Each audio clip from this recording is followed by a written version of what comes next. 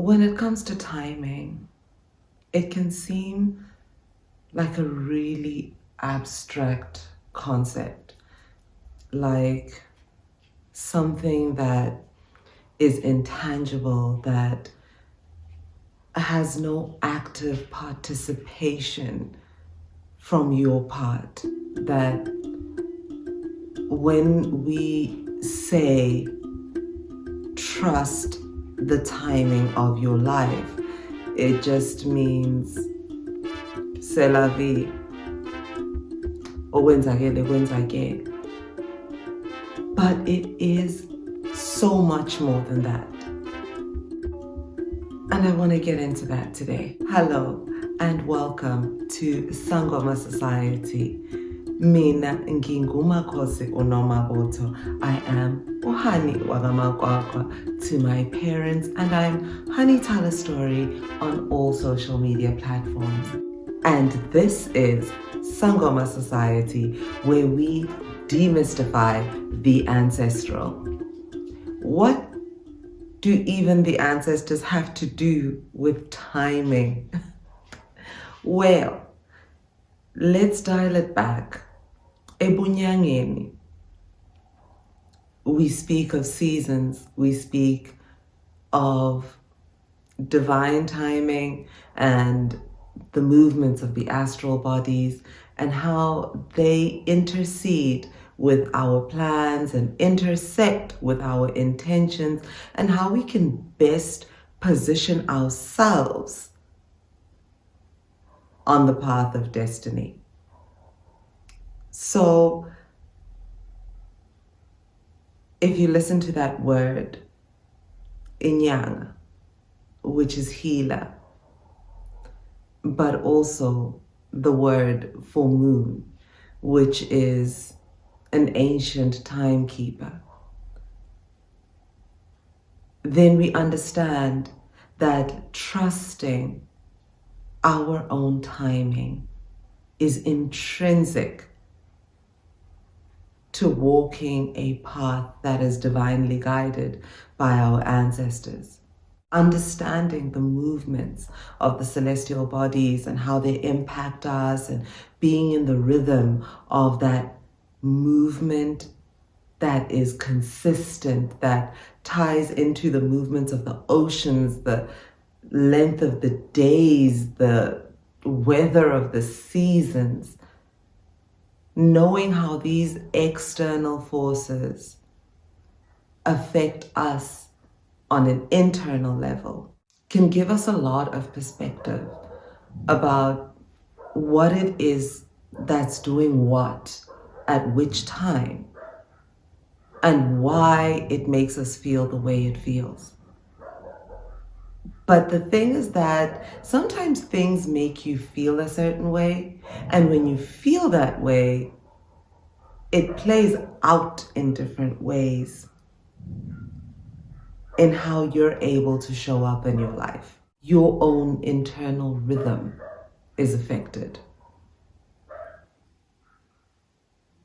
It helps if you're aware of what your own internal rhythm is to begin with, and perhaps you work to align your own external efforts with your internal rhythm, as opposed to trying to align with whatever is supposedly the right rhythm for the world outside of yourself.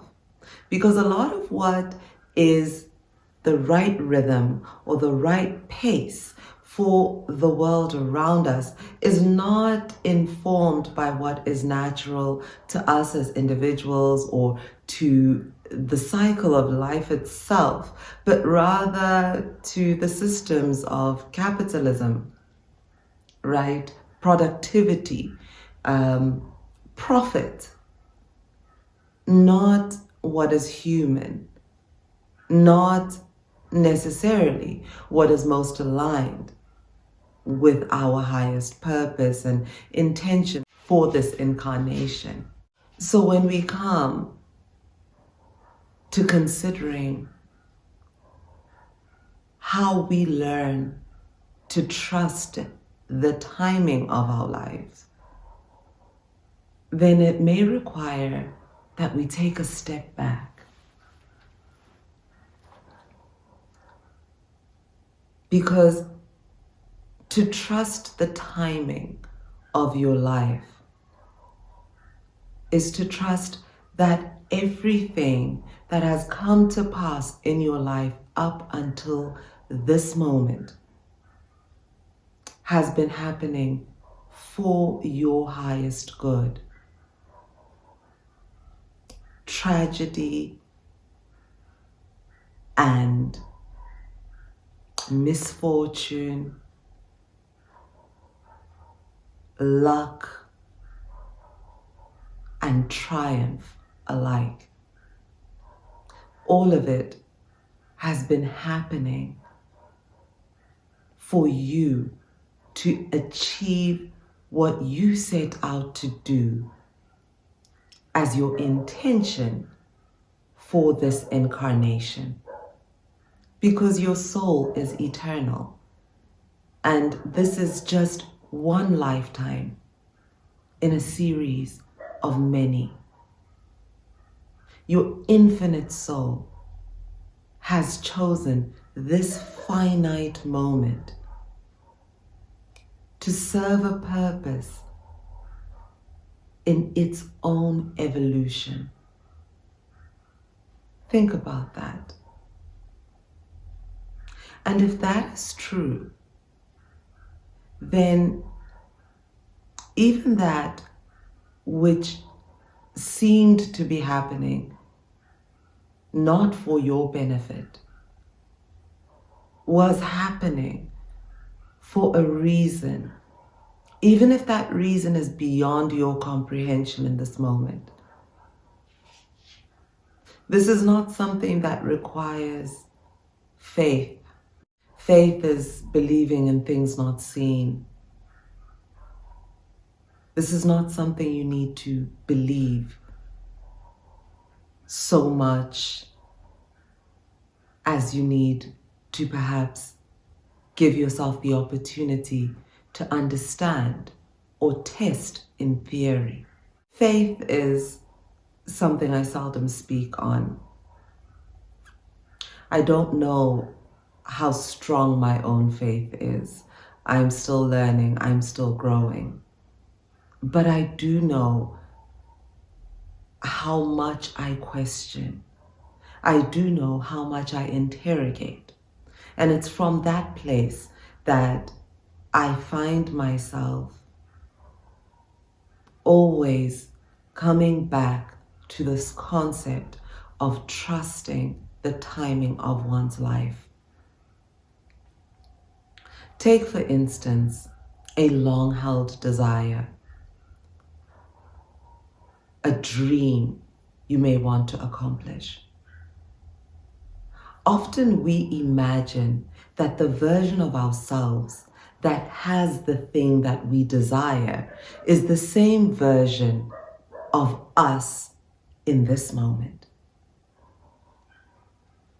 It's not the case. The only thing we have for certain is the present moment. This version of ourselves exists in this present moment. The version of ourselves that will exist in a millisecond or a minute or an hour, a day, a year from now will be an evolution of this version of ourselves, or a completely new version of ourselves.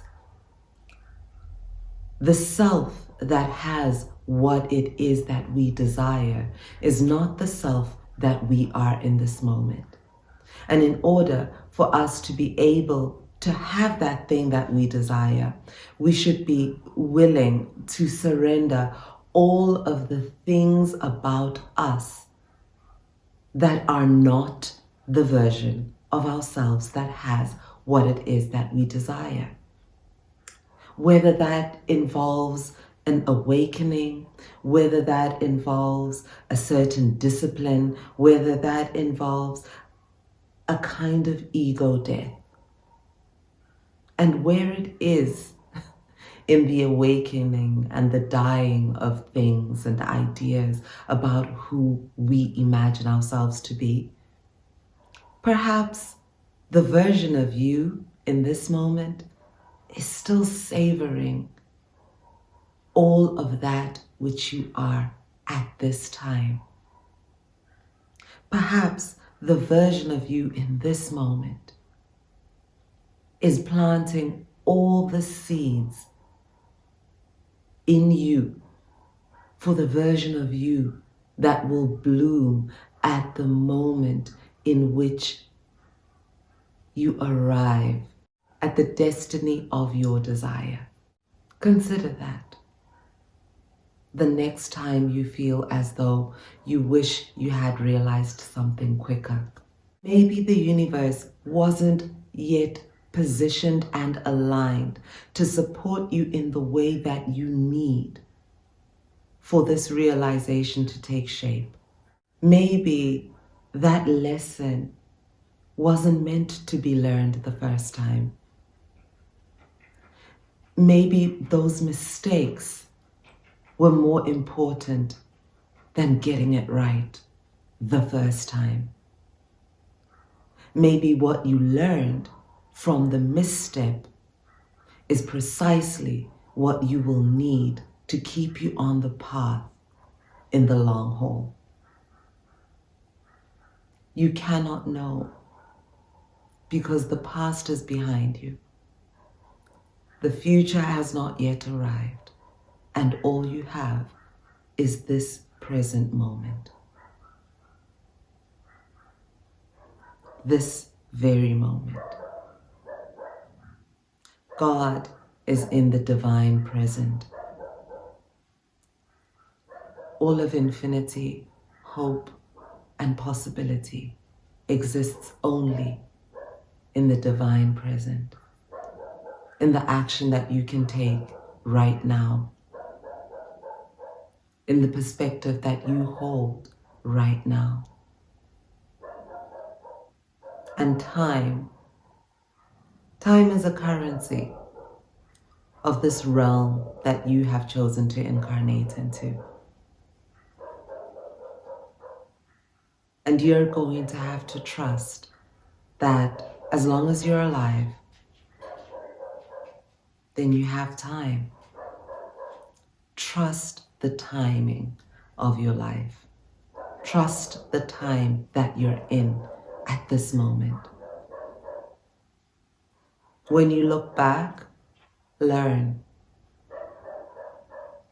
When you look forward, intend, plan. But in this moment, do what is possible for you to do in this very moment. I find this message sitting in my spirit for at least the last month. And I felt like I've wanted to record this video and it just hasn't happened.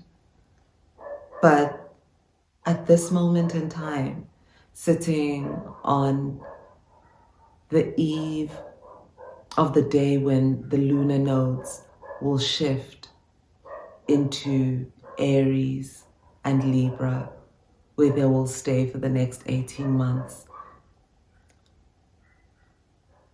directing a course of introspection about our personal purpose. I feel as though it's adequately timed. Over the course of the next 6 weeks, I'll be embarking on the work that we do with every new moon, pivoting into purpose, in the exact same way that we did it when we first launched it back in 2020, which was over the course of 6 weeks. The cycles since then have taken place from solstice to solstice, and with the first new moon after each solstice, we begin a new cycle of pivoting into purpose. With this cycle of pivoting into purpose, over the course of the next 6 weeks, I'll be doing one lesson each week. I don't know if you've managed to discover our podcast yet, where we do our moon readings, but the moon reading for this particular new moon is poignant. There's a lot that's going to be happening in the astral bodies over the course of the next 6 weeks.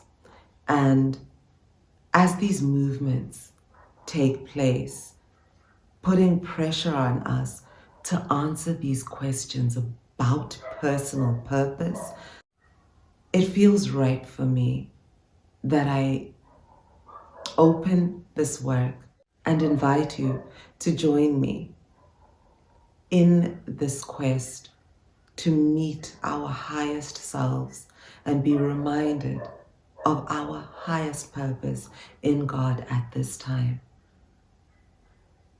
so that it becomes possible to indeed lean into trusting the timing of our lives.